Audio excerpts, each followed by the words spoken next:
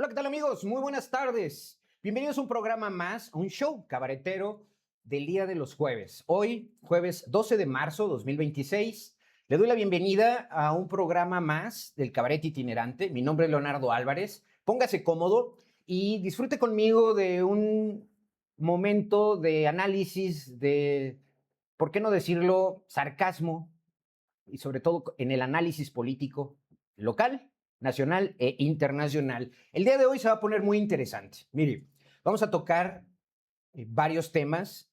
Vamos a empezar desde del menumento del patrón, ¿no?, hasta la reforma política de Claudia Sheinbaum. Vamos a hablar de los caprichos, del autoritarismo, del sentimiento, de la megalomanía de Esteban Villegas, de ese delirio de grandeza que lo persigue y que lo está hundiendo, aunque él refleje o pretenda reflejar lo contrario. Mientras el Estado se cae a pedazos, tocamos la parte inferior en desarrollo económico, en inversiones, en crecimiento económico, en construcción. Nos están evidenciando una y otra vez por ser cómplices, comparsas y proteger a la delincuencia organizada, y prefiere él hablar del menumento, de su menumento gigante. Bueno, vamos a hablar de la polémica que se ha suscitado muy, eh, digamos, chuscamente, muy pertinentemente para desviar en algunos aspectos el debate político, lo importante en Durango, y vamos a hablar de este presunto traslado de la figura ecuestre de Francisco Villa hacia San Juan del Río y del menumento del gigante de latón y hierro, ¿no? Vamos a hablar de eso.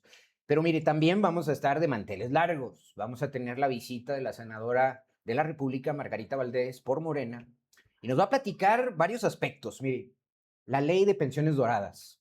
Vamos a platicar sobre lo que sucedió con la discusión y la no aprobación de la reforma electoral de Claudio Sheinbaum y el plan B.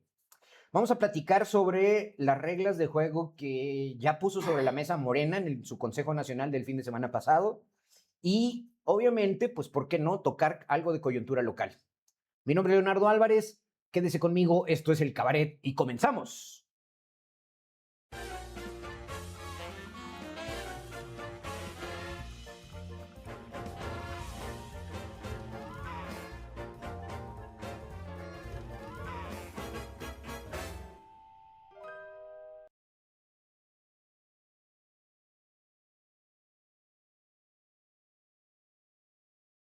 Todos el favor de su atención.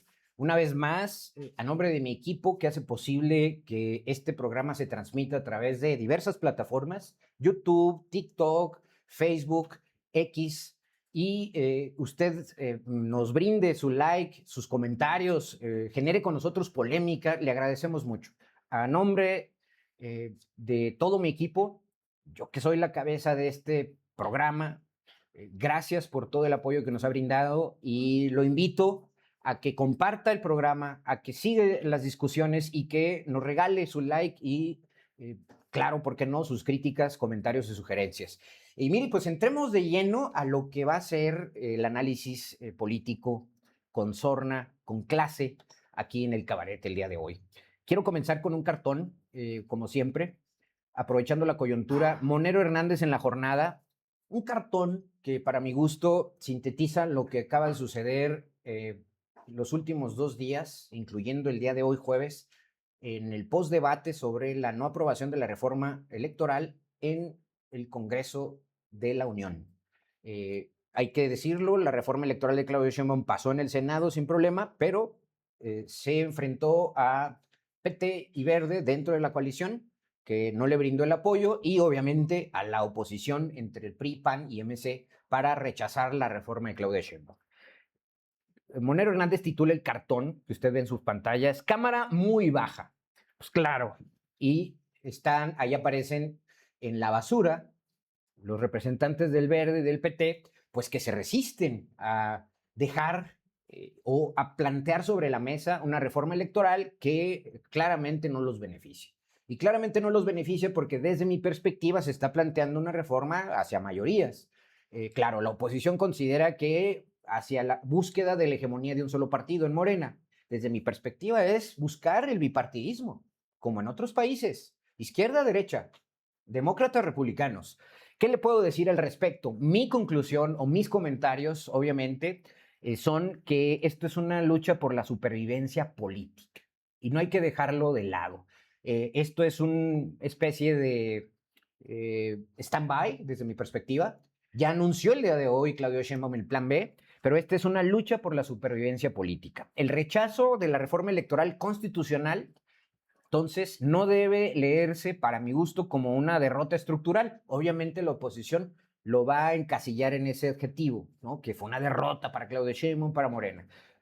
Ojo con eso, no debe leerse por ahí porque quien hace análisis político se va a equivocar rotundamente. Debe leerse como un síntoma de una estiria floja, una renegociación interna, sobre todo en la coalición de poder. La fragmentación evidenciada por el PT y el Verde, que es normal, pues lo único que revela son tensiones legítimas sobre el diseño institucional que está planteado en la nueva reforma y la distribución del poder. Recuerden ustedes que lo que se plantea en la cuarta transformación y en el segundo piso de la cuarta transformación que hoy encabeza Claudio Sheinbaum es la reforma del poder, reformar el poder. Entonces, no se les haga extraño que se esté planteando sobre la mesa con o sin aliados un planteamiento que obviamente no favorece a las minorías. Y aquí es donde tenemos que analizarlo. Entonces, hay tensiones legítimas sobre el diseño institucional y la distribución del poder, por un lado. Por otro, pues claro, los aliados de Morena no buscan romper, sino asegurar su supervivencia frente a la hegemonía de Morena que hoy se erige en una mayoría. Hay quien dice que es artificial, hay quien dice que falta salir a las urnas en 2027. De eso se trata. Este episodio, entonces, confirma la dependencia estratégica del partido mayoritario hacia sus socios, y hay que decirlo claramente, para alcanzar una mayoría calificada. Y eso lo aprovechó muy bien el PT y el Partido Verde. Lejos de un fracaso definitivo, y esto hay que verlo muy objetivamente, el desacuerdo funciona como una pausa táctica. También para ver qué perspectivas hay de ajustes y cuotas de poder antes de futuros comicios. Acuérdense que este año 2026, hacia finales, vamos a tener ya prefigurados, uno, al mes de junio las candidaturas a gobernaturas y dos, hacia finales de año, las precandidaturas a diversos puestos de poder, entre ellos diputados locales, diputados federales y, ¿por qué no?, otros puestos de elección popular. Ante el bloqueo constitucional, el escenario legislativo se desplaza hoy hacia el plan B, que vamos a analizarlo durante toda esta semana, mediante leyes secundarias desde mi perspectiva, o como en primer lugar, y una ruta que permita avanzar el proyecto político de Claudia Sheinbaum y de esta segunda etapa de la Cuarta Transformación, sin sacrificar la cohesión de las coaliciones oficialistas o, en su momento, de la coalición oficialista a nivel nacional. Hablo de coaliciones porque a nivel local usted sabe que el PT va junto con el Verde y Morena en algunos distritos, pero en otros va solamente Morena Verde. Entonces, todo eso hay que analizarlo. Se trata, en esencia, entonces, de un conflicto de diseño. Por el momento, no de principios. ¿Qué subrayo al final? El PT y el Partido Verde actúan como socios pragmáticos. Y esto hay que darle su lugar. Están en su derecho. Que priorizan su supervivencia institucional mediante la negociación de cuotas de poder. En eso están. Mientras que la oposición se mantiene como un bloque de contención reactivo, para mi gusto todavía muy perdido, a grado tal que tuvo que aparecer el jefe Manlio Fabio Beltrones, un demócrata, lo digo entre comillas y con sorna, porque de demócrata no tiene nada, y tuvo que aparecer un personaje como Manlio, por ejemplo, para venirle a decir al PRI lo que tiene que hacer, dado que Alito Moreno está tan desprestigiado que nadie se le quiere acercar, ¿no?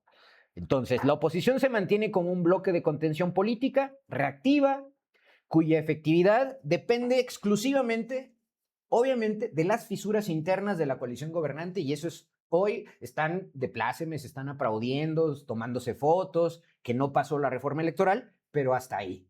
Vamos a ver qué sucede de aquí a el fin del periodo legislativo actual y de que se comience a cocinar el plan B de Claudia Sheinbaum Pardo sobre la mesa política. Entonces, esto es un stand-by, un paro técnico, pero vamos a seguir pendientes y aquí vamos a seguir. Siguiente lámina, no es un cartón, es una foto que marca los empleados del mes de Donald Trump. ¿Por qué no decirlo? Y me enorgullece como mexicanos saber que como país no estamos en esa fotografía. Es una fotografía de una tristeza pasmosa, de una vergüenza. Fue en Mar-a-Lago, la residencia de Donald Trump en Miami, Florida, y presentó como si fuera el acto de la coalición de las Américas que va a defender a América First Again otra vez. Y me parece que es de vergüenza que aparezca ahí Milei de Argentina, Rodrigo Paz de Bolivia, Rodrigo Chávez de Costa Rica, Luis Abinader de República Dominicana, Daniel Noboa, por favor, de El Ecuador, Nayib Bukele de El Salvador, que ahí está a la derecha de Trump, Nasri Asfura de Honduras, y ahí también aparece José Raúl Mulino de Panamá, de Paraguay Santiago Peña y de Trinidad y Tobago Christine Kengalú. La verdad me parece patético y tristísimo esa fotografía. Me parece que hemos hecho un gran papel al mantenernos distantes, al tratar de dignificar la investidura de Claudia Sheinbaum, y a pesar de que está en un entorno desfavorable geopolítico, me enorgullece que no aparezca en una fotografía con la sumisión total de todos estos presidentes y el papel tan vergonzante como el de Milei o el de Daniel Noboa de Ecuador, solo por citar un ejemplo. Ahí súmele usted el papel de la estrella del fútbol argentino, ¿no? Messi. Lamentablemente, por ahí le recomiendo busque las posiciones que tuvo aquel polémico Maradona, que además fue, según sus adjetivos, sus propios adjetivos, que le cortaron las piernas en el Mundial de Estados Unidos 94 y lo nombraron persona non grata hasta quitarle su pasaporte o su visa americana. Tristísimo lo que sucede con estos presidentes, este bloque de las Américas, y veamos qué sucede hacia el futuro. ¿Por qué? Porque va a seguir la tensión y va a seguir este proceso de integración vertical hacia Donald Trump. Desde mi perspectiva, creo que tienen el tiempo contado de aquí a noviembre. Espero que dentro de Estados Unidos los demócratas reaccionen, los republicanos sensatos reaccionen y le quiten la mayoría legislativa a Donald Trump en el Congreso y en el Senado. Cartón número 3, este sí es un cartón. Este es de Waldo Matus en El Universal. Búsquelo. Y obviamente le recomiendo yo detrás de este cartón que se titula Chambelanes, y yo le pondría chambelanes, pero de lujo. Me refiero a traficantes de influencias, a sindicatos corruptos, a burocracia gorda, empresarios consentidos, crony capitalism, como dicen en la teoría económica norteamericana, empresarios y empresas extranjeras, corrupción. Hoy, ayer, antier y desde siempre, con el pretexto de recuperar una industria que es el petróleo, el oro negro, que ha sido una tragedia para los países que no han sabido administrarlo como México. Tenemos que reconocer esta parte. Existe hoy el huachicol, ha existido la ordeña sistemática de una paraestatal a la cual hoy se le rodean de chambelanes. Y hago esta referencia el día de hoy muy particular porque usted sabe que con esto del conflicto Estados Unidos, Israel contra Irán en estos momentos, que tiene de cabeza el Golfo Pérsico y todo el Medio Oriente, el Estrecho de Hormuz incluido, el paso del petróleo por Emiratos Árabes Unidos, Omán, Irak, Irán, etcétera, pues me parece que es importantísimo hablar que el precio internacional del petróleo está oscilando en el menor de los casos en $120 barril y en el mayor de los casos fluctuando de minutos a horas a $200 el barril. Entonces, pues hoy sí todo el mundo ve a Pemex como siempre la han visto, con la ambición de quererla ordeñar hoy más que nunca. Le recomiendo a usted en la semana, el martes pasado, en mi participación que hago los martes con José Sama en Sama Noticias, con Juan José Salas Mancinas, lo correcto. El martes pasado analicé el tema del conflicto petrolero a la sazón de los incrementos que vamos a tener por expectativas, pero también porque el combustible, el petróleo, dígase en otras palabras, el diésel, la gasolina, el gas natural, van a aumentar de precio y eso tensiona de manera horizontal todas las cadenas de producción, al margen de los canales de distribución a través de Oriente, Poniente, por el paso de la Europa del Este, y la Europa occidental. Entonces, le dejo sobre la mesa ese análisis, busque por ahí el programa, hice un análisis muy específico del impacto de, ahorita por ejemplo, Putin está viviendo un espaldarazo gracias a Trump. Trump enfocadísimo en Norteamérica, reestructurando su poder geográficamente, impidiendo que China entre para acá o poniéndole trabas, permitiéndole que si se le ocurre a China invadir Taiwán, lo haga. Y lo mismo sucede con Rusia, con Ucrania, pero además puso a merced de Rusia a la OTAN, porque el 43% del gas natural y el 48% del petróleo que consume Europa son de Rusia. Entonces, adiós las sanciones que se le pusieron a Vladimir Putin después de 2014 y luego después del COVID y luego después del 2022 cuando decidió invadir nuevamente Ucrania. Entonces, esto es algo que tenemos que tomar en cuenta y me parece que para comentar y aderezar esta lámina yo pondría la múltiple tragedia del petróleo para aquellas naciones que tienen geográficamente esta condición. Y pese a esta transición energética de la que tanto se habla, el petróleo, pues como usted ve, no ha pasado de moda y no pasará. Ha mutado en una paradoja geopolítica y ha tomado una influencia muy importante el día de hoy. Mientras el conflicto en Medio Oriente catapulta los precios hacia 150, $200, como ya lo dije, y puede ser hasta más si esto se prolonga más tiempo, la riqueza que debería generar se diluye en estructuras de ineficiencia, en burocracias obesas, en sindicatos opacos y el acoso financiero que representa Pemex para el Estado mexicano. Y hoy en el tema Huachicol, la Marina hundida hasta acá de señalamientos y cuestionamientos sobre el tema del Huachicol en diésel y en gasolinas. El crudo no es obsoleto, nada más eso que le quede claro, pero su gestión interna suele ser trágica, como usted lo ve en esa imagen. La transición hacia energías limpias es real, pero muy lenta. Y a Estados Unidos no le importa, y a la vieja Europa occidental tampoco. Tienen demanda de diésel, tienen demanda de carbón. Por ahora, el petróleo sigue siendo el motor del mundo, y aunque para países con instituciones débiles funciona más como una maldición, entre comillas, para unos más, para otros menos, muchos de los recursos son usados como un trampolín de desarrollo o deberían usarse como un trampolín de desarrollo, pues para estos países ha sido una tragedia. Ojalá México recapacite y ojalá quienes dirigen los destinos de una empresa como Pemex en México tomen en cuenta y en consideración esto. México se encuentra en la encrucijada, otra más, de aprovechar estos precios históricos o seguir permitiendo que la corrupción y el diseño paraestatal conviertan un bien valioso en un lastre sistémico.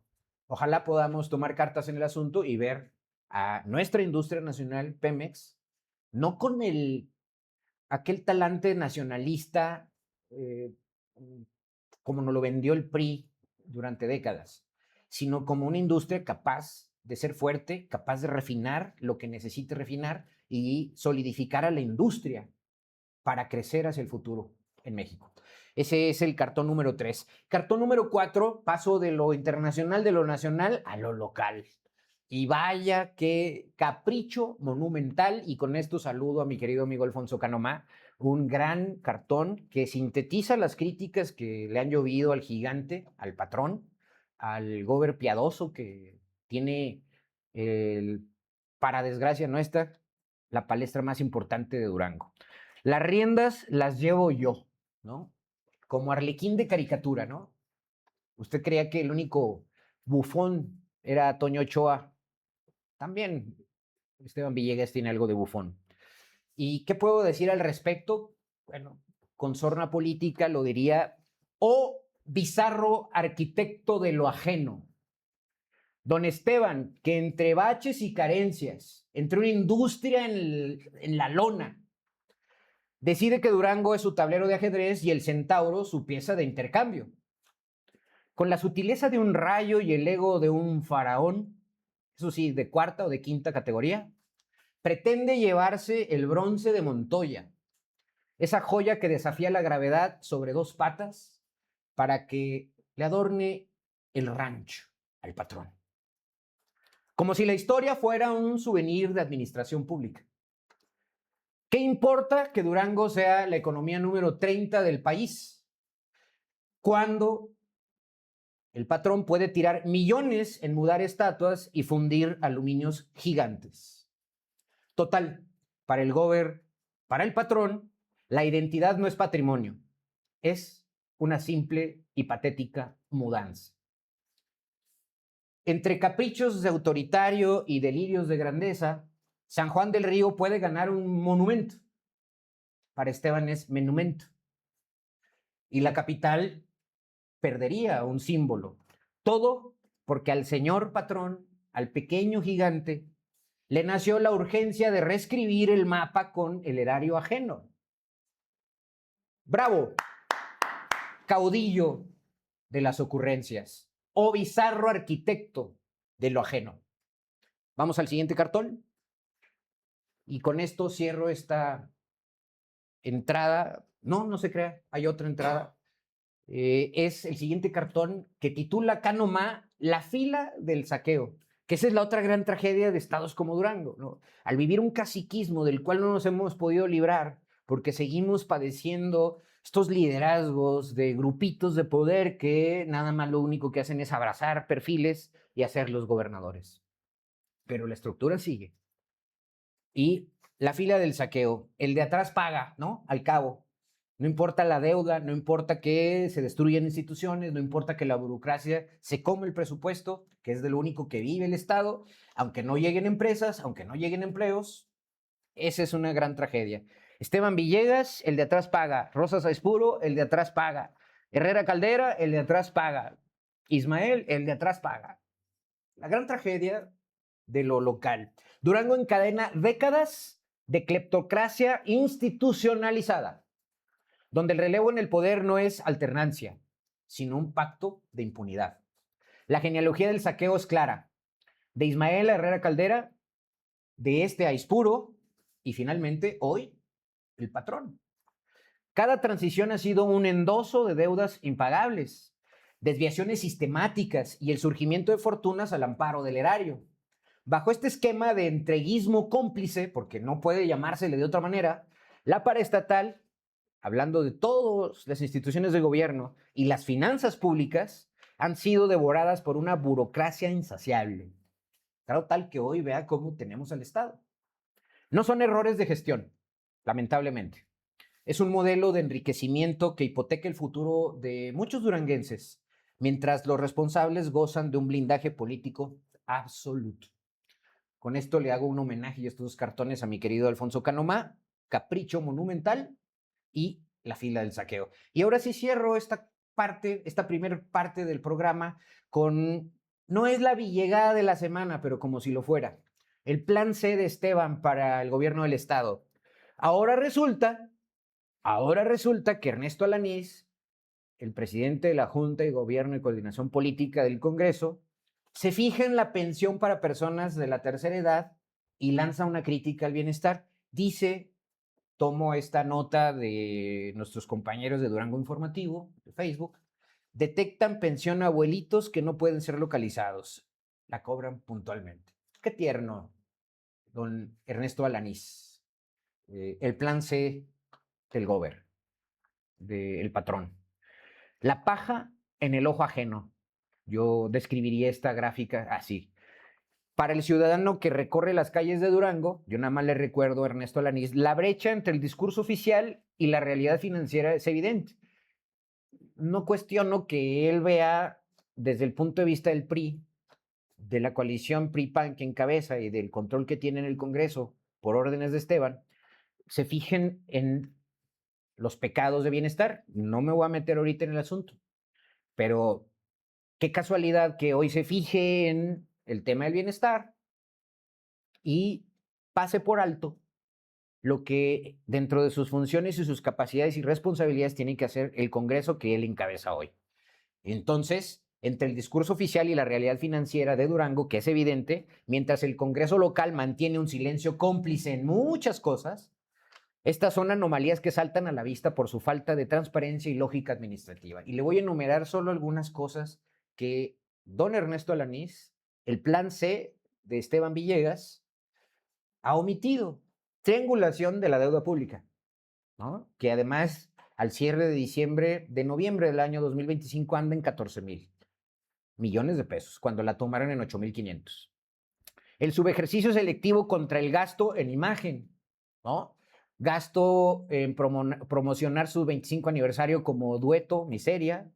Gasto en entrevistas a modo a nivel nacional. Gasto en páginas, en revistas profesionales y con periodistas a nivel nacional también, mientras sectores como salud y educación reportan faltas e insumos básicos. O sea, eso no lo ve. No ve el manejo político del DIF estatal con 800 millones sobre las rutas de la salud. No ve eso Ernesto Alaniz. 3, opacidad en la nómina, la burocracia dorada. No ve que tienen los burócratas un sueldo así, un porcentaje del 10% contra un 90% de compensaciones. Eso no lo ve. La auditoría no pasa por el Congreso, ni el incremento de las leyes de ingresos pasan por el Congreso. La asignación directa de contratos tampoco. ¿Le suena el nombre de Luis Millán? ¿De Eric? ¿Le suena esos nombres, Luis, Eric? Que están a la luz de todos los ojos públicos, convirtiéndose en los nuevos ricos del sistema. El borrón y cuenta nueva de la fiscalización. Pues tienen a Totoy en la disque Sistema Local Anticorrupción, Yais Puro les acaba de contestar. Y otro detallito que también pasa por alto, la retención de cuotas no enteradas. ¿Acaso no sabe que el uso de las retenciones salariales de los trabajadores, pensiones y seguros para cubrir el gasto corriente del gobierno y que además luego lo pagan los trabajadores, es una práctica ilegal que pone en riesgo el patrimonio de todos los burócratas? ¿La crisis de pensiones que se avecina para Durango? Bueno, ahí está. Ahora resulta que Ernesto Alaniz se fija en la pensión para personas de la tercera edad y lanza una crítica a Bienestar Federal. La paja en el ojo ajeno. Vamos a un corte, lo dejo aquí. Ya está aquí la senadora Margarita Valdés y en un momento regresamos para una interesantísima charla. No se lo pierda. Volvemos enseguida. Fin del narco como estado paralelo. El abatimiento del Mencho no es solo un arresto más, es el cierre de un ciclo de 40 años que comenzó en 1984. Por décadas, el narco operó como un estado paralelo, expropiando territorios y desafiando la soberanía nacional. Desde el atentado contra García Harfuch hasta su reciente caída, el cártel Jalisco Nueva Generación puso a prueba los límites del poder público. Sin embargo, la historia nos ha enseñado una lección amarga. Descabezar cárteles no basta. Mientras las maquinarias criminales sigan operando y el fentanilo siga fluyendo, el relevo de jefaturas es inevitable. La verdadera batalla no termina en la Sierra de Jalisco. Lo que urge ahora es un operativo para desmantelar el poder real, recuperar la autoridad territorial y arrestar a los políticos y empresarios, subrayo, políticos y empresarios que entregaron la soberanía por complicidad o beneficio. Con los grandes nombres, Chapo, Mayo, Mencho, fuera del tablero, México tiene una oportunidad histórica para recuperar su territorio. La impunidad ya no puede ser el escudo de la gobernabilidad. Mi nombre es Leonardo Álvarez y esta es una colaboración exclusiva para Horus Media. Ya estamos de vuelta, queridos amigos, y como les anuncié al principio del programa de Manteles Largos, está usted en su casa. Bienvenida, senadora Margarita Valdés. No, muchísimas gracias, Leo. La agradecida soy yo y de veras un gusto, pero aparte de gusto, un privilegio estar en un medio como el tuyo, como Muchas gracias. en donde, lo he dicho en otras ocasiones, la libertad de expresión no se limita, no tiene cortapisas y se siente uno a gusto. Exacto. Gracias. Es un espacio de libertad y por eso es que también nos atrevemos a invitarla y hacerla sentir como debe, ¿no? Gracias. Es para nosotros también un honor. Senador, a ver, está la coyuntura ruda. Yo quisiera comenzar a nivel nacional. ¿Cómo adjetivaría el momento que estamos viviendo? ¿Qué adjetivo le pondría? Un adjetivo así acorde al Sí. momento. ¿Cómo ve? Tenso. Tensión. Mucha tensión. Perfecto. Todo el mundo está nerviosito entre que Trump nos trae como su Sponge bacha, le dice presionándonos por varios frentes. Por varios frentes, presiona, luego papacha, ¿verdad? Claro.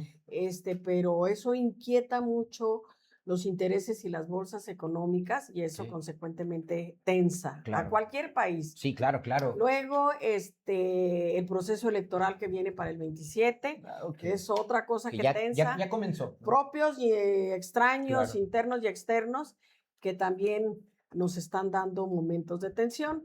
Y cositas, detalles que se van acercando, que los accidentes, que las cosas que no están al alcance de la presidenta ni de un grupo político, pues entonces, y la oposición. Claro. Definitivamente una oposición terca, ignorante, una oposición aferrada a querer que se regrese pronto. Claro. No se quieren dar espacio y decir, pues aguántense tantito, ¿verdad? ¿Verdad? Pero no quieren. Oiga, ya hasta cambiaron de manager, ¿no? Ahora, de Claudio X a Ricardo Salinas. Ya cambiaron de manager, ya cambiaron de logotipo, ya cambiaron de presidentes, ya cambiaron de candidatos, ya de todo, pero es la misma, ¿no? Es la misma, quieren regresar a un régimen en donde los privilegios de una minoría sean los que cuenten. Bueno, quiero empezar por ahí, por el tema de los privilegios. A ver, algo positivo desde mi perspectiva, se da un paso más en el tema del cambio de régimen y en el segundo piso de la cuarta transformación, la ley de pensiones doradas. Platíquenos. Un gran paso, ¿verdad? Sí. Si hay tropezones, viene a reeditar un gran paso. Unánime, además. Unánime. Una aprobación unánime. Y que lo entiende el pueblo. Claro. A mí eso me da mucho gusto, que no es algo rebuscado, que no es algo que diga a la gente, ¿cómo está eso? Muy simple. Las pensiones tienen que ser las justas. Si eres trabajador y te jubilas o te pensionas por la ley del ISSSTE, pues te va a tocar y te lo explican desde que entras con tanta antigüedad, con tantos años de servicio, tu sueldo debe de ser esto. Ojo, algo muy importante, la ley del ISSSTE que fue reformada en tiempos de Peña Nieto no es ahorita la más justa, que es una tarea que tenemos que hacer las cosas justas. Pero lo que no es justo y que también se hizo en esos sexenios es que alguien trabajara 2, 3 meses en una institución como Pemex, como Comisión Federal de Electricidad. Varias instituciones, además. Varias instituciones. Descentralizadas, autónomas. Sí, autónomas. Con fideicomisos. Sí, y la Suprema Corte de Justicia, y luego que de repente decías, pues ya tengo 6 meses, ya me quiero pensionar o jubilar. Sí, ¿cómo no?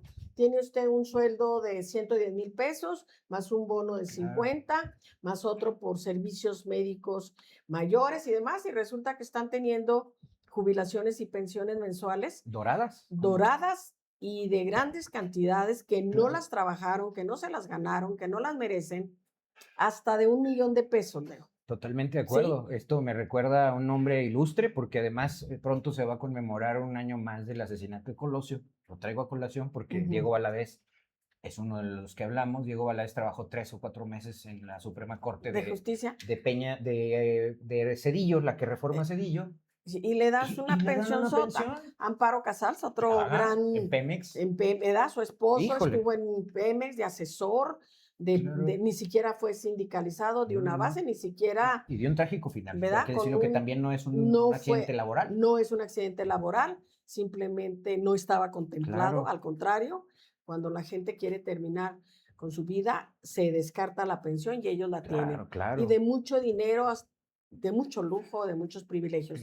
Algo muy importante, Leo, las pensiones y jubilaciones de los trabajadores del seguro, del ISSSTE, de las maquilas, de las en cualquier institución que está bien organizado el sistema, no van a sufrir ningún daño. Ejemplo, yo me pongo como ejemplo. Yo me jubilé hace muchos años, ya ni me acuerdo cuántos, del Seguro Social. No me va a pasar nada en mi jubilación, no me van a quitar ni un peso, no me van a decir que usted ganó mucho o le vamos a revisar la pensión. O se va a reajustar. O se va a reajustar, está dentro de la ley, está dentro del contrato colectivo y no va a pasar nada. Las jubilaciones de la Universidad Juárez del Estado de Durango. Es un punto muy importante porque que genera pánico. Pánico, no les va a pasar nada, los jubilados ya están bien jubilados y no se les va a quitar ni un peso Incluidos los que se denominan de esta pensión dinámica, jubilación dinámica. Ellos siguen igual. Okay. Ellos siguen igual. Buen punto ese. Desde el año 2000, que se quitó la jubilación para los que ingresaron, ya ellos se jubilarán con la ley del Seguro Social. Pero tampoco les va a pasar nada. Todos los demás trabajadores, el de la maquila, el trabajador de las armadoras allá en Puebla, los trabajadores, los maestros y demás, no les va a pasar nada. Otro ilustre que me acuerdo, el ex secretario de Hacienda, José Ángel Gurría. Híjole, qué bárbaros. Bueno, o sea, puro personaje, que además son los que hoy son los asesores por debajo del agua y a veces muy digamos, desparpajados de la oposición. Así es. Eso se pretende y para mí me da gusto porque es un paso más para disminuir las brechas que nos separan como mexicanos. Desigualdad. Hay de primera, de segunda, de tercera y a lo mejor hasta de quinta gente que no tiene ni un solo peso.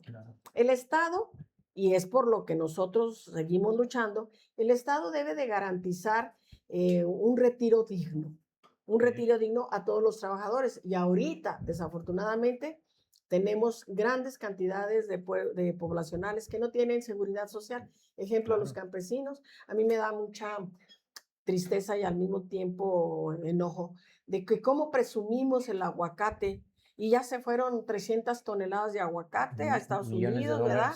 Millones de dólares. Y sin embargo, quienes cosechan los aguacates no tienen seguro social. Toda la gente, hay que reconocer que toda la costa del Pacífico, que se dedican a berries, agricultura de hidroponía, tomates de exportación, aguacate, etcétera, pues usan mucha gente que viene de Chiapas, de Oaxaca, y la explotan. Sí, fíjate. Y aparte de que el sistema de pensiones y jubilaciones es tan desigual, yo me acuerdo cómo nos dio trabajo el que en los programas federales se incluyese lo que le decimos el apoyo primero a los mayores de 65 años y ahora a las mujeres. Se enojan. Sí, claro, ¿por qué se les está dando dinero? Pues porque trabajaron toda una vida, una vida sin seguridad social. Estuvieron excluidos de un derecho. Sí, que debieron haber tenido y sin embargo ahora dicen, están a expensas de sus hijos, de sus nueras, de los nietos o de lo que les llega de Estados Unidos. Claro que tienen derecho. ¿Por qué? Porque es una riqueza que se genera en el país y que ellos ayudaron a crearla. Y entonces andamos bien, reitero, andamos por el camino correcto y vamos a seguir en ese camino. A mí me da gusto eso porque sí es un avance y destaco que sea una situación de votación unánime. Unánime, el día de ayer, el día de antier, ahora es viernes, el día de antier, se aprobó por unanimidad en la Cámara Alta y en el Senado. Ahora vamos a una de cal, senadora. A ver, la reforma electoral, una de cal entre comillas, la dejo ahí porque además se discutió mucho desde que la presidenta puso sobre la mesa la apertura, la discusión de hace un par de semanas de los puntos clave de la reforma electoral. ¿Qué sucedió? Yo lo acepto como una de cal porque efectivamente lo ideal hubiera sido que también se aprobara. No lo acepto como lo han hecho algunos comentaristas, incluyendo aquí en Durango, donde dicen que le dieron una derrota. Que una derrota y que le pusieron un estate quieto y que no es cierto. Les faltó poquito así para una foto como la roqueseñal, ¿se acuerdan? Cuando Casi, aprobaron ¿verdad? el IVA, que aprobaron el IVA 50%. Así es. No, la presidenta sabe bien sus movidas, conoce el país mejor que nadie, que ningún otro, que ningún comentarista, analista que diga yo sé cómo está la cosa. No. Ella sabe, ella lo estuvo cabildeando, su equipo lo estuvo haciendo y ya sabía cómo venía, pero como ella dice, yo cumplí. Una presidenta que ha cumplido y los que votamos y estamos con ella de acuerdo, también cumplimos. Claro que la gente quiere una reforma electoral. ¿Qué es la reforma electoral? Acabar con más privilegios, disminuir costos. Es increíble que haya un legislador, una legisladora, todo depende del estado de donde se es, cuesta 35, 36 millones de pesos al año.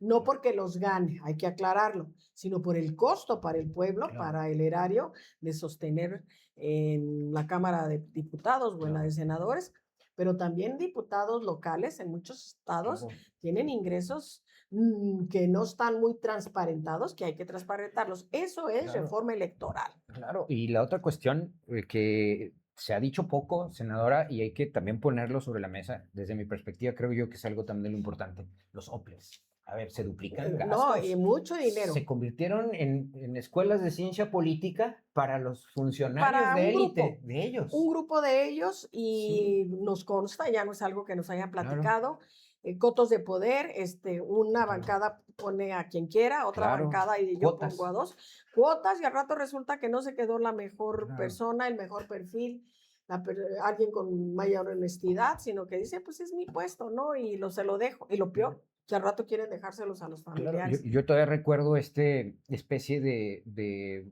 ping pong, por llamarlo de una manera, a ver, del IFE pasaban a la Conducef, y luego Y de lo la Conducef sí, al IDAI, Alidaí, o y ahí andaban los al mismos, IFAI, Amparo Casar, sí, Waldenberg, bueno, y así, todos, ahí varios. andaban varios. Y me parece que es relevante este tema, que debo decirlo también, que cuando le cambian con Peña Nieto en el 2013, con la reforma electoral de aquel año, de IFE a INE, también traían esa intención, que no se También, hagan, de sí, nacionalizar el el Instituto Instituto Nacional Nacional Electoral. Sí, Electoral. sí. Entonces, para mí, lo reitero, no fue ninguna derrota, fue un paso.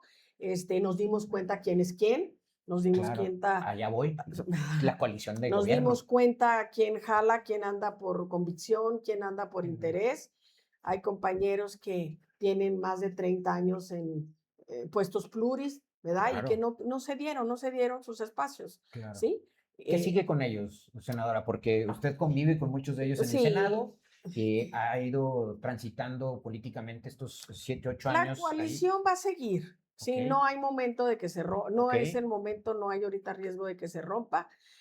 Vienen procesos electorales el año que entra, ok, en donde vamos, ellos nos necesitan, nosotros nos necesitamos. ok. Bueno, nada más que afortunadamente el pueblo de México ya se dio cuenta quién es quién Claro. y ya están más pispiretos. De por sí ya estaban bien despiertos la población, pues con esto dicen, Debo ah, decir que es cierto esto que dice usted. Me parece que es una demanda ya muy fuerte.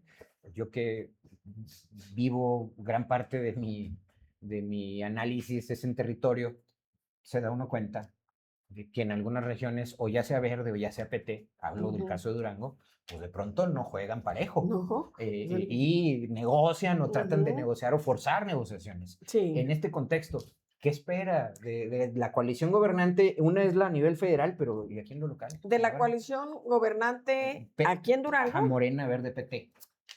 creo yo que va a depender mucho de las negociaciones, como siempre a nivel Ok, nacional, depende de lo que allá se pongan de acuerdo, o si no se ponen de acuerdo, pueden decir, ¿sabes qué? Pues ni modo. ok, También existe eso de decir, bueno, pues no, así como ahorita no estamos desgarrándonos la vestidura porque los claro, compañeros aliados no votaron, pues puede llegar un momento en el 27 en que digamos, pues si no podemos ir claro, juntos, no vamos y ya, ok, ¿verdad? Cada quien que saque sus votos como pueda, claro, no va a pasar nada.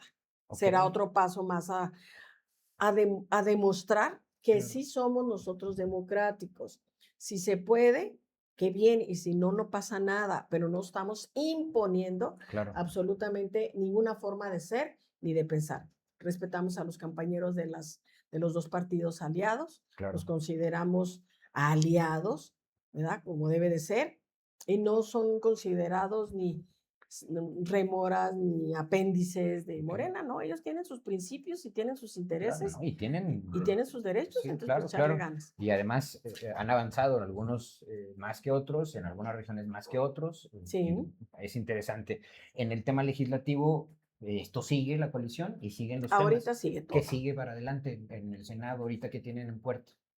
Eh, Digo, ya pusieron el plan B también por el ahí. plan B que fue ahora en la mañana y que Ajá, la presidenta yo dijo que lo va a explicar mejor el lunes claro. 16, Ok, pero el plan B pues dice, bueno, si no se puede de un modo, ella lo dijo hoy en la mañana. claro. Su objetivo es repartir mejor la riqueza del país. Ok, ¿Sí? Ayudar a los que menos tienen. Ella, uno de los objetivos con la reforma electoral era economizar miles de millones de pesos entre los pluris, entre los soples, entre el INE y lo demás. No lo aprobaron, se va por otro camino que viene siendo reformas que no se necesitan la mayoría y que es para disminuir los presupuestos en los gastos de las cámaras de diputados, cámaras de senadores, regidores, hay congresos locales y demás. Entonces, lo más probable es que por ahí se vaya el plan B. Ok, senadora, interesante. Y nos adelanta la presidenta que pudiera ser un ahorro de 5,000 millones de pesos repartidos en hospitales, en becas, en escuelas, en carreteras, que aquí estamos necesitadísimos. Ahorita hablamos un poco de eso, que me parece también muy interesante porque no se han subido impuestos. Exactamente. Es otro factor importante, que no se han subido impuestos. El PAN, si le preguntan cómo maximizo el gasto, sube impuestos. Sí, luego, ¿no? Otro ejemplo, ahorita la guerra o las guerras que andan por ahí en todo el mundo, el petróleo sube y sube. Bueno. Y la gasolina aquí en México está en sus mismos 24 pesos, como fue el pacto con los gasolineros. Estamos hablando que hay dos instrumentos clave, el IEPS por un lado y los subsidios. O sea, al final de cuentas entran uno u otro dependiendo del impacto, ¿no? Entonces, me parece también lo hable desde Hacienda y desde el Banco de México. Senadora, había algo, antes de irnos a corte, nada más dejo eso, me encantó, ¿sabe qué? Que hayan exhibido pues las voluntades al final mezquinas del Verde y del PT. Eso para mí quedó también de manifiesto. Claro. Y a mí me gustó. Pero vamos a un corte, no se vayan, estén pendientes y volvemos rápidamente. Trump, más Polk y menos Lincoln. ¿Crees que lo de Trump son solo aranceles y bravatas de campaña? Te equivocas. Lo que estamos viendo no es una negociación comercial per se, es el regreso de los fantasmas de 1847. Donald Trump no quiere ser Lincoln. Él aspira a ser James Polk, el presidente que nos arrebató la mitad del territorio. Su retórica ya no es diplomática, es imperial. Para él, la relación con México es una herida abierta que justifica una nueva conquista. El nuevo Tratado de Libre Comercio no busca socios, busca súbditos. Es un tratado de Guadalupe Hidalgo 2.0. Si antes nos quitaron tierra con armas, hoy pretenden quitarnos soberanía con firmas. Y ojo, porque esto huele a la doctrina Negroponte, la del Telecán, someternos para que sus problemas de seguridad sean nuestros problemas, borrando la frontera real para imponer la suya. Así que dejemos la ingenuidad. No estamos ante un empresario duro, estamos ante una visión expansionista que quiere terminar lo que Polk comenzó. La pregunta es, ¿tenemos estrategia para resistir o solo estamos administrando la rendición? La negociación del TEMEC se va a poner dura. Mi nombre es Leonardo Álvarez y esta es una colaboración exclusiva para Horus Media. Estamos de regreso con la senadora Margarita Valdés. Interesante charla, le agradezco nuevamente, senadora. Y a ver, en la dinámica de tensión de la que estamos hablando a nivel nacional. Y local. Claro, y local, que es lo que se viene, ¿no? Ahorita hacemos algo de énfasis ahí, pero platíqueme, porque el fin de semana pasado, esto no da tregua, se dio el Consejo Político Nacional, que también puso la muestra Morena. O sea, a ver, el partido hegemónico jamás hacía, para los que dicen que se está centralizando el poder y que se busca otro partido hegemónico como lo que fue el priismo, del cual hemos vivido y padecido muchos, jamás puso sobre la mesa reglas como las que se impusieron los propios candidatos y el propio partido, pero que también me parece, es un mensaje al interior, pero para la oposición. ¿Qué nos cuenta ese Consejo Político Nacional, señora? Para el interior, para la oposición, y yo le agregaría, y para el mismo pueblo votante, claro, elector, que ya va a tener la capacidad y que cada vez la tiene más de decidir, por aquí me voy y por aquí no me voy. Sí, porque antes, insisto, reitero eso, nunca tuvimos la posibilidad de conocer las tripas de un proceso interno. Fue el día 7, el sábado pasado, en donde se reunió el Consejo Nacional, presidido por el gobernador Alfonso Durazo. También estuvo presidido por Luisa María Alcalde, una mujer joven, pero muy dinámica, muy trabajadora, y que hubo quórum con un muy alto porcentaje de los consejeros. Aquí en Durango son 4 consejeros, que son los que tienen voz y voto en ese nivel nacional, que viene siendo la presidenta del Consejo Estatal, es Marina Vitela, la presidenta del Comité Estatal, que es Lourdes García, el secretario general, que es Mario Medrano, y el secretario de organización, que es el compañero Andrés Barba. O sea, 4. Sí, 4. Son los 4 que le tocan. Y nosotros estuvimos presentes como invitados especiales, los y las legisladoras, tanto del Senado como de diputados. Yo estuve presente como lo he hecho en los últimos 7, 8 años que he sido invitada, para ser testigos, que no le cuenten, que no le digan y estar ahí. Claro. Hizo una muy buena explicación de quiénes somos y a dónde vamos. Alfonso Durazo es muy bueno. Entre muchas cosas dijo, no podemos hacer leña del árbol que nos ha dado sombra.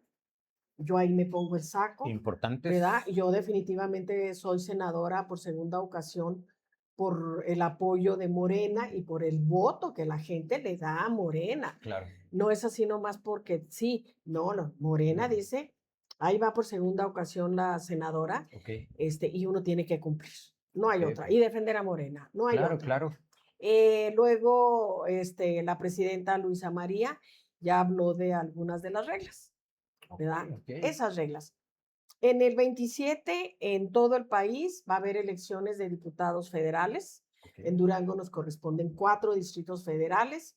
Va a haber elecciones de gobernadores en 17 estados. 17 estados, de los cuales, bueno, Morena creo gobierna en 12 o 14. Porque en Aguascalientes no, en Querétaro tampoco, Chihuahua tampoco, entonces son algunos que no, pero ese es otro de los objetivos. Se va a competir. Y ganarlos. Aquí tenemos como metas. Luego, diputados municipios, que aquí no nos tocan en Durango, ya nos tocaron el año pasado, y diputaciones locales. Durango, nos tocan diputaciones federales y diputaciones locales. Ya un primer paso es que la Comisión Nacional de Elecciones va a sacar una convocatoria en cada uno de los 4 espacios. El primero en resolver y tomar, los candidatos, pero en Morena les decimos los coordinadores estatales en las gobernaturas. Si hay más de 6 personas u 8 aspirantes a una gobernatura, a la que quieran, la comisión va a hacer un primer sondeo y nada más va a dejar 6 aspirantes. Encuestas. Y se van las encuestas. Esas 6 personas serán las encuestas por rectitud, por compromiso, por honestidad, por tener no nada más reconocimiento, sino una capacidad de sentir, luchar, adherirse al proyecto de nación. A eso voy. ¿Habrá candados en ese aspecto, senadora? Hay un candadote, varios candadotototes. ¿Por qué? Acuérdese que han hecho triquiñuelas y de pronto se posicionan se nos aparecen, ¿verdad? Se nos aparecen candidatos que... Ahí en el consejo, en el anterior consejo se creó un comité de, no de elección, sino un consejo de admisión. En donde está, que no son morenistas, ¿cómo se llama? Muy buen camarógrafo, productor, Epigmenio Ibarra. Que además es parte de capacitación de Morena, ¿no? ¿Verdad? Entonces, por ejemplo, él es un ejemplo. Si se afilia a algún aspirante, hay alguna inconformidad por parte de algún otro, además se le va a decir y lo van a revisar.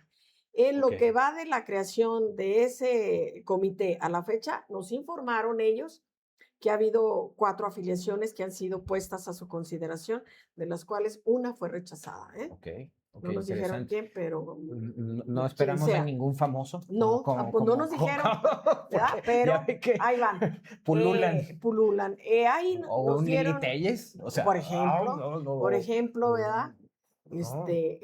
Por ejemplo, otras reglas y normas a mí se me hacen muy buenas para el momento.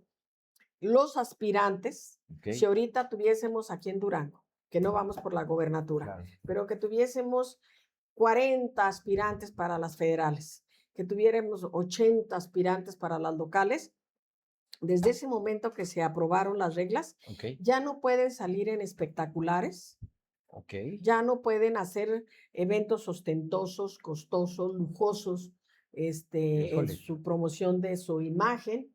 No pueden ya dar dádivas, despensas. O simular, ¿no? Porque a ver que no. también de pronto simulaban. Es que aquí viene una muy importante. No puede uno decir que pertenece a un grupo para ocupar una candidatura y no ser, ¿verdad? Así de simple. Es que yo soy gay y resulta sí, que no eres. Claro. Pero me dieron una candidatura por ser gay. Pues no se vale, en Morena no se vale. O eres o no eres. Aquí no está penado ser, ¿sí? Entonces aquí no tiene necesidad uno de andar fingiendo. Es que yo tengo una discapacidad y quiero ocupar uno de los candidaturas que se les dan, tampoco, ¿sí? O soy indígena, como una candidata a la presidencia de la República que decía que traía sangre indígena. Claro, y bueno, ahí mismo también se asumió marxista, acuérdense. Aparte, ¿verdad? Trotskista, ¿quién sabe qué? Qué barbaridad, ¿no? Entonces dice uno, no se vale, o eres o no eres. No se puede denostar a los compañeros o compañeras, ni por Twitter, ni por Facebook, ni por prensa, ni nada. Tenemos que aprender a ser muy respetuosos entre nosotros mismos, porque si no respetamos a nuestros compañeros, ¿cómo vas a respetar al pueblo o a la gente? El que es majadero es majadero. Sí, no, eso no lo puedes esconder. No, entonces no se puede hacer, porque si lo haces, puedes estar sujeto a que te retiren una candidatura. Para mí, implícito, insisto que ahí van reglas muy particulares para ustedes y creo que muy interesantes, porque ha habido candidatos que se han movido antes de tiempo, pasándose por el arco del triunfo cualquier civilidad política y provocando críticas, ¿no? Sí. No solo del interior, sino de fuera. De fuera. Pero también es un mensaje hacia la oposición. ¿Cómo va a sobrevivir un PRI, un PAN, un MC, que me atrevo a decirlo? Que casi son parecidos, ¿no? Bueno, lo que pasa es que se le han pasado viviendo de las prerrogativas y utilizándolas a mansalva, pues no son de ellos. No, exactamente. No son de ellos. Entonces, son reglas buenas que ojalá que nosotros no tengamos nada. Ayer estuvimos en una reunión en donde se llaman asambleas informativas. Se convocó a todos y todos estuvieron muy pendientes, aspirantes y no aspirantes. Yo hice mucho hincapié en eso, ¿verdad? Nunca he aceptado, ni desde que soy senadora, desde hace 8 años a la fecha, o desde antes como militante de la izquierda, que nos denostemos, que nos echemos tierra, lodo, zancadillas entre nosotros mismos como para poder llegar. O llegas o no llegas y llegas a la buena. Y entonces no hablar de los compañeros y menos. Vamos a suponer, y me pongo como ejemplo para no afectar a nadie, que yo quisiera en el 27 alguna candidatura. Y de repente ahorita en un Facebook de El Gato con Botas o el Taquero Feliz, porque pues ya tienen esos nombres, claro. Madre Santa, digan que la senadora compró un avión de $150,000 o cosas por el estilo, y que un compañero de Morena lo retuitee. Eso va a estar penado, ¿eh? Así me digo, no, ¿cómo? Sí, porque a ti no te consta, tú no, eso desprestigia, eso va en contra. Es una campaña negra. Es una campaña negra y tú te estás dando el lujo de estar retuiteando o comentando. Ay, sí es cierto, le gustan los aviones azul con negro, ¿no? Metiéndole a las fake news. Exactamente. A las fake news. Prohibido. Y quien lo haga está sujeto a sanciones. Tendremos la esperanza, digo, y lo digo con esa palabra, senadora, porque si algo ha caracterizado a la izquierda, pues es que es combativa, conflictiva, hasta en el interior. Pero en Durango en particular, si algo ha señalado el movimiento y la gente que uno convive en la calle y los ve en las colonias, en el territorio, en el distrito que usted me diga, pues que vamos a tener la esperanza de tener candidatos que vienen de abajo, conocidos, con lucha histórica. Conocidos, con lucha histórica, pero también algo muy importante, hay relevo generacional. ¿No? Eso es importante. Pues sí, hay jóvenes, hombres, mujeres, que están estudiando ahorita su licenciatura, que son destacados, que han demostrado que son comprometidos, que tienen mucha capacidad de análisis, de solidaridad. ¿No? Pues aunque no los conozcas, pero son gente que puede hacer carrera. Ya no entre nosotros, nunca se ha llegado a un puesto de representación popular por andarle cargando la maleta, el portafolio a un muy conocido político, líder, ¿verdad? No, no, no, no. Claro. Es que decían antes, cuando yo estaba en las juventudes, ¿verdad? Es que si no andas tú ahí detrás de ellos haciendo escoleta, me acuerdo de la palabra, pues no vas a llegar, ¿no? Pues no llega uno, ¿verdad? Que es una escuelita a la cual acostumbraron a generaciones. Así es. Y qué bueno que lo dice, porque quiero pasar al siguiente tema que me lleva a reflexionar sobre los liderazgos estudiantiles, sobre este mal que hemos tenido, padecido en Durango por generaciones. El caso se puso sobre la mesa y usted ha sido alguien que lo debatió abiertamente en redes, una carta para evitar, para criticar esta pretensión de mudar a un emblema como es la figura ecuestre del general Francisco Villa, llevársela a San Juan del Río. A ver, Pues no senadora. nomás una carta. Ya, mire, qué absurdo. el miércoles que me entero por los medios de que la Claro. van a llevar de donde está en su lugar y que se la quieren llevar a San Juan del Río, de inmediato pues, dije, no puede ser, ¿por qué? ¿A quién le preguntaron? Es un patrimonio de los duranguenses, Claro. es una estatua con mucho valor histórico, cultural, artístico. Verle las correas a las botas, la cola, los ojos del caballo. Está a dos patas, carajo. senadora. Está en dos patitas de atrás, ¿verdad? Y allí ayuda un arte de parte del maestro Montoya, el ayudarse con la colita, Claro. porque no hay más, no hay estatuas de caballos donde estén con las patitas delanteras o manitas, como les dicen en el rancho, levantadas, pero es lo que es el rifle o la carabina, ¿verdad? Es una obra de arte de veras impresionante, que es nuestra, es un patrimonio. Es nuestra, es de los duranguenses. Entonces, de repente, ayer salió una caricatura donde está el Poder Ejecutivo, el gobernador arriba. Canoma, ¿verdad? Lo felicito, ¿verdad? Sí, donde dice, aquí las riendas las llevo yo, ¿verdad? Sí. Le digo, pues sí. También el día de ayer fuimos a grabar unos videos que ya andan circulando, donde yo manifiesto. También un grupo de personas, de todos, hicieron una rueda de prensa hoy viernes a las 10 de la mañana en un conocido hotel de 20 de noviembre. Estuve presente, me invitaron. Hemos tenido contacto con los nietos del artista, ¿verdad? Sí, de que dicen, fíjese que yo en mis años mozos, cuando estuve en la Juventud Popular Socialista, conviví directamente con el compañero Donato Martínez, que fue de los que terminó la escultura, porque Montoya de la Cruz falleció, y entonces él la termina. No. Comprometidos de izquierda, Marcos Martínez, Guillermo, que él todavía está aquí, Guillermo Salazar, muy, muy comprometidos. Me tocó convivir con ellos, cómo le pusieron amor, arte, corazón, salud a esa estatua, a esa figura. Que además tiene una orientación geográfica interesante hacia la toma de Torreón. Hacia la toma de Torreón, está mirando hacia Torreón, o sea, no hacia Zacatecas, batallas donde a él le dieron honor y gloria, y que no es así como quítenlo y vamos a llevárnoslo. No, a mí se me hace. Además, como pregunté, yo hice 3 preguntas en ese oficio. Muy interesantes. Uno, razones por las cuales las quieren mover. Cuando estábamos más jóvenes, chiquitillos, que porque estaba estorbando el Pancho Villa, porque estaba en la glorieta Francisco Villa. Cambiaron el flujo. En medio, para cambiar los flujos y hacerlos inteligentes, fue la palabra que utilizaron, y lo pusieron en un ladito. Ahora, ¿qué razón tienen para moverlo hasta San Juan del Río? ¿Sí? Eso es lo que pregunté primero. 2, ¿cuánto nos va a costar?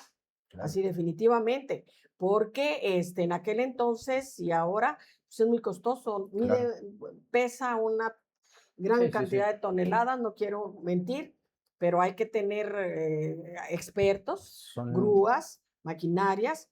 Dicen de estos días a la fecha que serían más de 50, 60 millones de pesos. Y yo digo, no lo necesitamos ahorita en un 450 donde no hay insumos, donde no hay reactivos, donde no hay medicamentos, donde no hay personal que haga la higiene, ¿qué no haríamos con 50, 60 millones de pesos? Inyectárselos ahorita al sector salud. Pregunto cuánto va a costar. Y la tercera pregunta es, ¿de quién es la decisión? ¿De una persona, de dos? Le preguntaron a Cultura, le preguntaron a Lina, le preguntaron a alguna institución que diga, oye, ¿qué repercusiones sociales implica el llevárnosla a otro pueblo? Yo digo, y lo pongo sobre la mesa. Si quieren que San Juan del Río, que ya tiene su Pancho Villa en la Coyotada, quieren poner otro, que se mande a hacer. Pues al que quiere pretender hacer que de 25 metros, que ni siquiera es una... Que es de hoja de lata, ¿verdad? Ajá, de aluminio. Pues No es hoja de lata, pues sí. Este es un monumento histórico de otra dimensión, de otra categoría. Claro. Tiene historia. Desde Compás Urquidi que tuvieron la idea de hacer esa... Claro. Sí, es el emblema de la ciudad. Es el emblema, es la herencia, es el legado, es reconocerle a Francisco Villa. Que vivamos, desgraciadamente, que hemos padecido años de gobiernos confesionales y que no le reconozcan lo que debe ser general. No. Porque eso ha sido históricamente... Sí. Pero eso no implica que venga alguien y por sus pistolas se lo lleve. No, pero eso ha cambiado. En el muro de honor del Senado, a iniciativa de una servidora, al general Francisco Villa, el general del pueblo, ¿verdad? No salió de otra cosa. Claro, y el año 2023 en el año 2023 fue el año del general Francisco Villa. Pusimos una... retrospectiva de su vida en fotografías, ahí en el Senado. O sea, se han hecho muchas cosas por reivindicar la memoria y el legado de Francisco Villa. Hace unas semanas, cuando se propuso y se aprobó que se hice la bandera en el aniversario del fallecimiento de Francisco Villa, me tocó posicionarlo. Y ahí pues la derecha se molesta porque dije yo que era un hombre carismático, era un hombre que no es cierto que fuera alcohólico borracho, así de simple, le gustaban mucho las malteadas de fresa, ¿sí? Y se molestan porque dice uno, pues sí, era un hombre que en los momentos de ocio de la guerra le gustaba la música, les gustaba bailar. Sí, pero no, era abstemio. Y era totalmente hay que recomendarle a la gente que lea Frederick Katz, ¿verdad? Sí. Que es el mejor biógrafo historiográfico, científicamente hablando, de Francisco Villa. Sí, ahí sí, a la otra que me invite, me traigo unos libritos de Frederick Katz, que estuvo aquí en Durango, que se hizo el coloquio por Francisco Villa, que fue honoris causa de la Universidad Juárez del Estado de Durango. O sea, aquí sí queremos mucho a Francisco Villa, afortunadamente.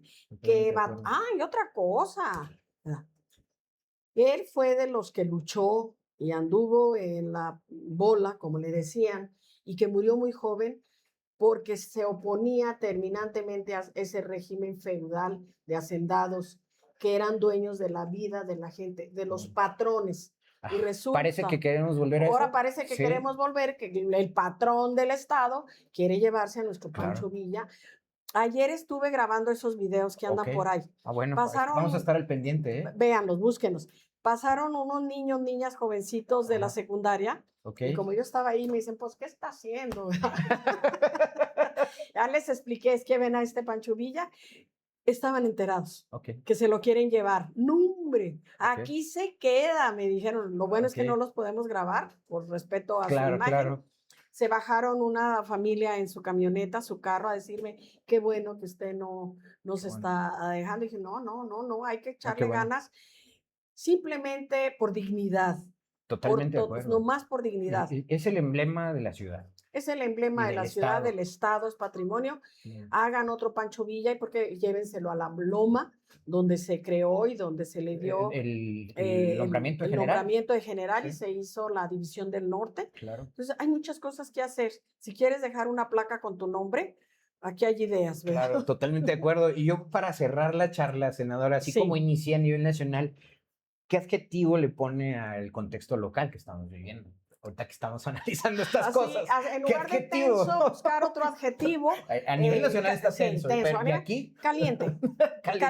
Calientito, como debe de ser, ¿verdad? Muy bien, senadora. Sí, ya no vamos a preguntar qué nos dan, qué nos toca, qué nos quieres dejar, sino que estamos alistándonos para que las cosas se hagan democráticas, decentes, Claro. tranquilas, y que Durango definitivamente tenga la capacidad De de, decidir, de ¿no? decidir y decidir bien. Claro. Y no. De entre los comentarios poquillos que me han hecho los troles, o si no son troles, son personas, senadora, deje hacer lo que le corresponde al gobierno del estado.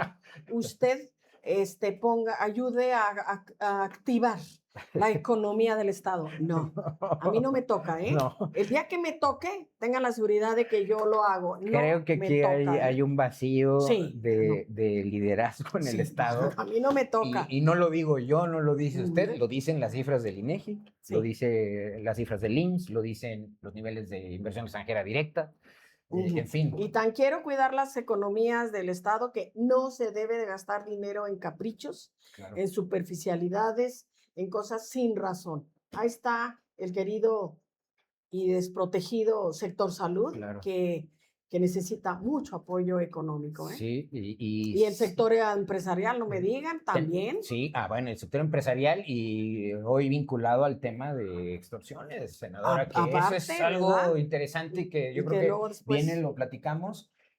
Rápidamente, nada más, me da gusto escucharla, gracias. y Ojalá que a todos les dé creo que gusto. motiva la charla porque veo yo con estas nuevas reglas esta intencionalidad de una reestructuración real, fidedigna, que creo que le hace falta a la izquierda en Durango. A mí también me gusta la charla y ojalá que quienes nos ven, nos escuchan, que sé que es mucha gente, muchas personas, nos sirva para reflexionar de qué, hacia dónde vamos y cómo Claro. queremos ir. Totalmente de acuerdo. Muchas gracias, No, al senadora. contrario, Encantado de gracias. tenerla aquí con nosotros. Vamos a una pausa rápidamente y regresamos y no se vayan. Morena y la clase media. El giro de Claudia Sheinbaum. La relación entre Morena y la clase media ha sido, por años, una asignatura pendiente. Mientras López Obrador centró su apoyo en los sectores populares y desconfió de la mentalidad clase mediera, paradójicamente logró entenderse con los grandes dueños del dinero. Bueno, les convenía. Sin embargo, en ese esquema, el pequeño y mediano empresario quedó en el olvido, sin puentes reales con el poder. Esto representa un riesgo crítico. Las grandes empresas solo generan el 30% del empleo en México. El 70% restante depende de las pequeñas y medianas empresas, las pymes, que han sobrevivido entre trámites y falta de diálogo. Hoy, el gobierno de Claudia Sheinbaum inicia un giro estratégico. Proveniente de la clase media ilustrada, la presidenta entiende que no habrá reducción de pobreza sin inversión privada y crecimiento sostenido. La señal de cambio es clara: la creación de 32 consejos promotores de la inversión para integrar a pequeños y medianos empresarios de todo el país. Es el primer paso para reconciliar a la 4T con los sectores medios. Me parece que es una política acertada y no se trata solo de mera política, es una necesidad económica vital para el futuro de México. Mi nombre es Leonardo Álvarez y esto es una colaboración exclusiva para Horus Media. Ya estamos de vuelta, queridos amigos. Gracias por sintonizar el cabaret. Interesante charla, ya vieron usted. Me da gusto escuchar a la senadora echada para adelante y con buenos planes para Durango. Me gusta mucho la crítica que acaba de hacer sobre el tema del monumento a Francisco Villa, que dicho sea de paso, ya lo comenté en los primeros bloques, es un capricho monumental del patrón, bueno, que se asume el patrón de Durango. Pero mire, quiero cerrar con esto. Antes que nada, agradecerle nuevamente la sintonía. Dele like, comparta, coméntenos, critíquenos, háganos propuestas, qué podemos mejorar, en qué estamos fallando. Este programa es para usted, por usted, y es gracias también a un equipo que está detrás, que usted no ve, y a quien de aquí le mando mi eterno agradecimiento. Yo me voy a despedir. Mi nombre es Leonardo Álvarez, pero antes quiero dejarle una gráfica, quiero que la vea. Es lamentablemente el dato de la actividad industrial de Durango al cierre del mes de noviembre del 2025. Es una variación porcentual anual de noviembre 2025 a noviembre, o más bien de noviembre de 2024 a 2025. El indicador total tiene una caída brutal de 6.9%, ahí lo tiene usted en sus pantallas. Estamos en el lugar 29 de 32 entidades de la República. Ese es el indicador total de la actividad industrial en el estado. ¿Y cuáles son los dos componentes al interior de ese indicador? Se mide minería, se mide construcción, se mide industria manufacturera, se mide industria forestal. Bueno, los dos indicadores que hunden a Durango no es nuevo, porque esto es desde la mitad del 2024 a la fecha. La industria manufacturera cae solo en ese mes, menos 6%, el lugar 26, solo en el indicador de industria manufacturera, el lugar 26 de 32, y el sector construcción, que nos da otro golpe de menos 18.4% al mes de noviembre de 2025, para ocupar el lugar 29 de 32. El índice global promedio es menos 6.9%. Ahí está. La realidad que golpea en la cara al duranguense y el capricho gigante de un gobernador que prefiere lanzar obuses para distraernos y estar concentrado en sus 25 años de tener un dueto que no sirve para mucho. Se cree cantante, pero me parece que ha abusado de esa condición y nos tiene hundidos en un mal gobierno, en una mala gestión, que además, ya le mencioné, pinta para que se lleve de calle el saqueo brutal que se hizo en tiempos de Ispuro y que este sexenio, apenas 3 años y fracción, ya pinta para llevarse de calle el saqueo monumental que hizo a Ispuro a las arcas de Durango. Mi nombre es Leonardo Álvarez.